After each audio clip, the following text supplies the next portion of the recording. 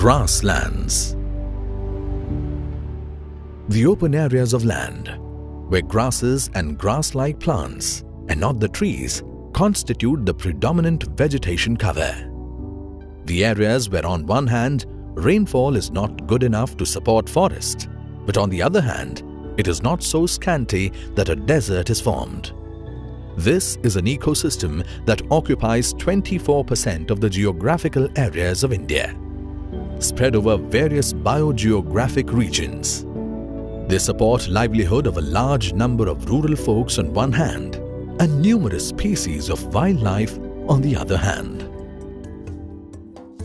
Priority has to be given to the species that are habitat specialists. There are several wildlife species that are obligate dependents on grassland ecosystems.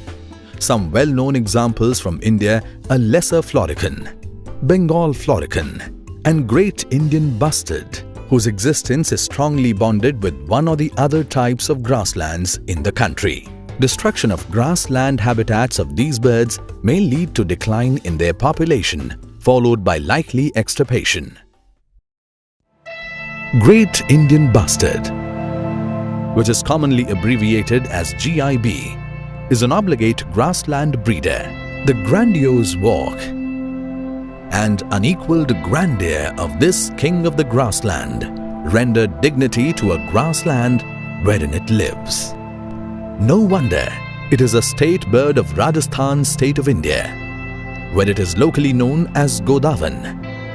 In Gujarat, the bird is locally called Ghorad, and in Maharashtra, it is known as Maldhok.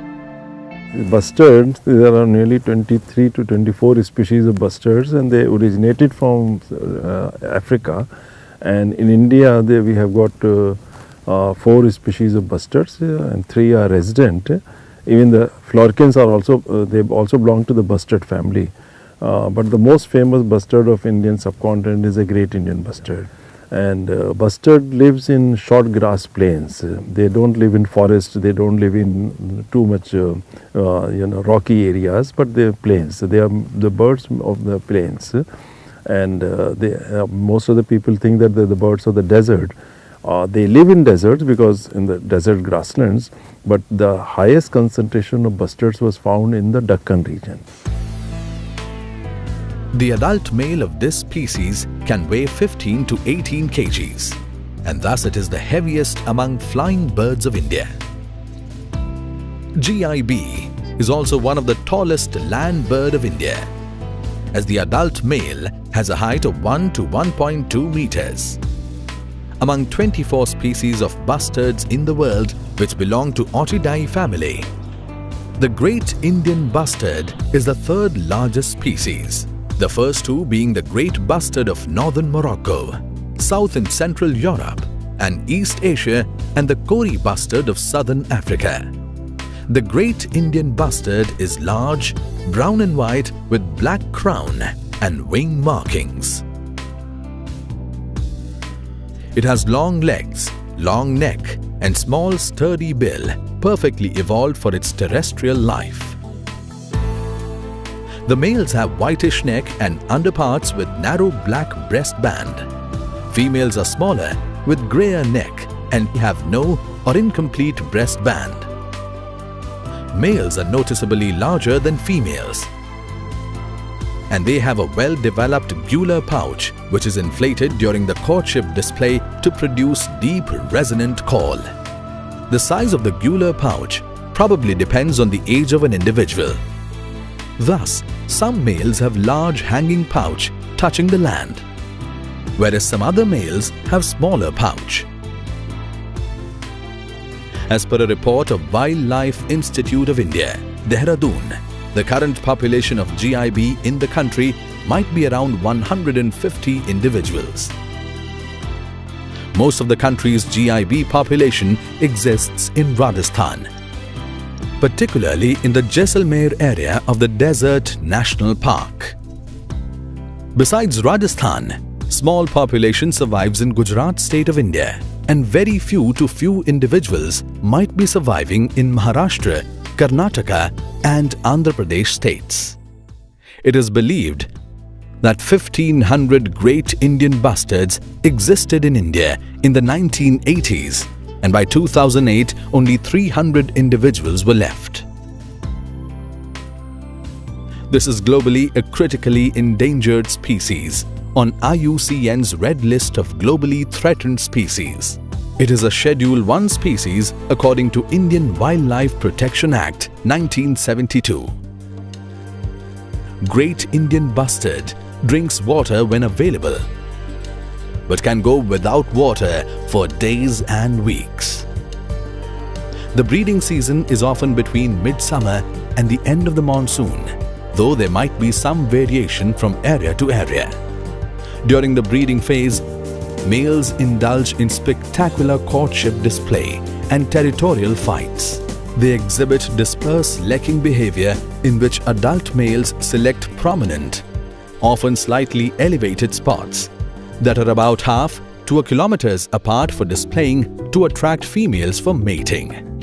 During courtship display, the tail of the male is cocked till it touches the neck, and gular pouch is inflated, appearing like a large balloon. During such displays, males periodically produce a booming call that can be heard for almost 500 meters. Normally, they would lay one egg per year, and this depends purely on the availability of the food, humidity and rainfall. If the rainfall is really good, if the food is abundant, then they may lay another egg. So there can be 2 eggs per year, but it's a very rare thing to happen in the region where the bustards are surviving. Conversion of grassland and so-called wasteland to agriculture is one of the biggest threats to the habitat of the great Indian bustard. A new threat is collisions with high-tension electric wires, especially due to expansion of windmill network. The great Indian bustard has no frontal vision, and therefore when it flies, it cannot see obstructions like transmission power lines. Moreover, being a heavy bird, it cannot even quickly alter its flight direction on the close encounter with an overhead power line, leading to collision and death of this critically endangered species. Great Indian bustard is an important species and it needs our attention. In Gujarat, we have made a recovery plan for the conservation of this species. The issue was discussed in the recent Wildlife Board meeting of the state, and we have decided to put diverters on the electric lines which cause major problem. Also, we are trying to promote organic farming in the area for conservation of its habitat.